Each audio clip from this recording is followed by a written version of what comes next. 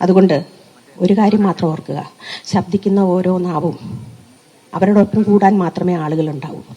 നിശബ്ദർക്ക് നിശബ്ദത മാത്രമേ പകരം വാങ്ങാൻ. പക്ഷെ ഇന്നിവിടെ നിൽക്കുമ്പോൾ നിങ്ങളെ എല്ലാവരെയും കാണുമ്പോൾ എനിക്ക് വളരെ സന്തോഷവും അതിലേറെ പ്രതീക്ഷയുമുണ്ട്.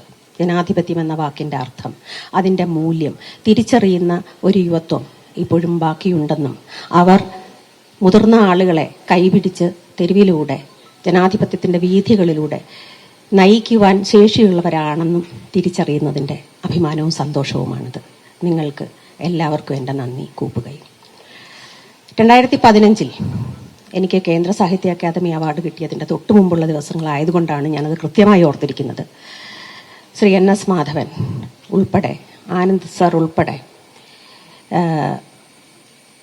കോട്ടയത്ത് മാമൻ മാപ്പിള ഹാളിൽ വെച്ച് അന്ന് ഡോക്ടർ കൽബുർഗിയുടെ വധത്തിന് എതിരായി സംസാരിച്ചിരുന്നു.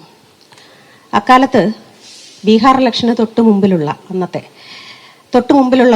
ഒരു സന്ദർഭമായിരുന്നു അത്. രാജ്യമൊട്ടാകെ എഴുത്തുകാരും ബുദ്ധിജീവികളും അവരുടെ അവാർഡുകൾ തിരിച്ചു നൽകുകയും സാഹിത്യ അക്കാദമിക്കെതിരെ, ഗവൺമെന്റിനെതിരെ പ്രതിഷേധമുയർത്തുകയും ചെയ്തിരുന്നു. അന്ന് മാധവൻ സാർ പ്രസംഗത്തിൽ സൂചിപ്പിച്ച ഒരു കാര്യമുണ്ട്, അത് ഞാൻ ഇപ്പോഴും ഓർത്തിരിക്കും, എന്നും ഓർത്തിരിക്കും. അതായത് ഫാഷിസത്തിന്റെ 14 ലക്ഷണങ്ങളിൽ 13 ഇന്ത്യയിൽ വന്നു കഴിഞ്ഞിരിക്കുന്നുവെന്ന്. BJP ഗവൺമെന്റ് അധികാരത്തിലേറിയിട്ട് 1 വർഷം മാത്രമേ അന്നായിരുന്നുള്ളൂ.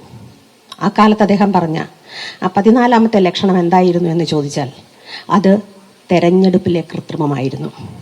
ഞാൻ ആലോചിച്ചത്, മറ്റു 13 ലക്ഷണങ്ങളെയും യാതൊരു സംശയവുമില്ലാതെ, യാതൊരു മടിയുമില്ലാതെ ആശ്ലേഷിച്ച ഒരു ഭരണകൂടത്തിന് 14ാമത്തെ ആ ലക്ഷണത്തോട് മാത്രം ആദരവ് കാണിക്കാൻ കഴിയുമോ എന്നതാണ്. അത് കഴിയുമായിരുന്നില്ല എന്ന് തന്നെ രാജ്യത്തെ വിവിധ തെരഞ്ഞെടുപ്പുകളുടെ ഫലങ്ങളും അതിനുശേഷമുണ്ടായ ഭരണകൂടങ്ങളുടെ വിധിയും എന്നെ ബോധ്യപ്പെടുത്തിയിട്ടുണ്ട്. നിങ്ങളിൽ എത്ര പേർ അതിനെപ്പറ്റി ചിന്തിച്ചിട്ടുണ്ട്, അതിനെക്കുറിച്ച് അത് ബോധ്യപ്പെട്ടിട്ടുണ്ടെന്ന് എനിക്കറിയില്ല. പക്ഷേ അത് ഒരു ബോധ്യമായി, ഒരു സൂചനയായി നാം മുന്നിൽ മനസ്സിൽ കൊണ്ടു നടക്കണമെന്നും,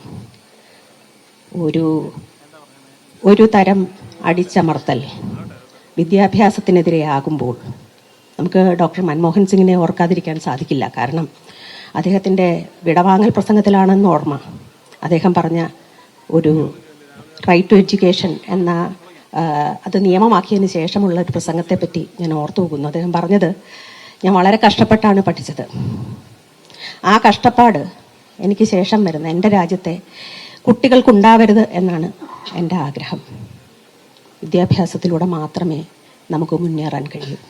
അറിവാണ് ആത്മവിശ്വാസത്തിൻ്റെ അടിത്തറ, അറിവാണ് ജനാധിപത്യത്തിൻ്റെയും അടിത്തറ, അറിവാണ് സാഹോദര്യത്തിൻ്റെ അടിത്തറ, അറിവാണ് എല്ലാ തരം സ്വാതന്ത്ര്യത്തിൻ്റെയും അടിത്തറ. അതുകൊണ്ട് അറിവിന് മുമ്പിൽ, വിദ്യാഭ്യാസത്തിനുള്ള അവകാശങ്ങൾക്ക് മുമ്പിൽ നിങ്ങൾ ഒരിക്കലും പതറരുതെന്നും അതിനുവേണ്ടി നിങ്ങൾ ശബ്ദമുയർത്തിക്കൊണ്ടേയിരിക്കണമെന്നും ഞാനും നിങ്ങളുമൊക്കെ മിണ്ടാതിരിക്കുവോളം നിശബ്ദരാക്കാനുള്ള ശ്രമങ്ങൾ എല്ലായിടത്തു നിന്നും വരുന്നുണ്ട്. എന്നെയൊക്കെ അടുത്ത കാലത്ത് ആക്രമിക്കുന്ന അതൊരു വ്യക്തിയായി ഞാൻ കണക്കാക്കുന്നതേയില്ല.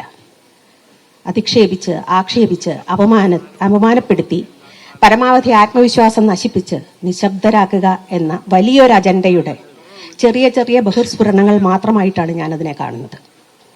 അതുകൊണ്ട് ഒരു കാര്യം മാത്രം ഓർക്കുക, ശബ്ദിക്കുന്ന ഓരോ നാവും അവരോടൊപ്പം കൂടാൻ മാത്രമേ ആളുകൾ ഉണ്ടാവൂ.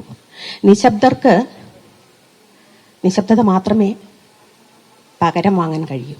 അതുകൊണ്ട് എൻ്റെ പ്രിയപ്പെട്ട കുട്ടികളെ, എനിക്ക് നിങ്ങളോട് ഒരപേക്ഷ മാത്രമേ ഉള്ളൂ. ഞങ്ങളെ നയിക്കുക, രാജ്യത്തെ നയിക്കുക.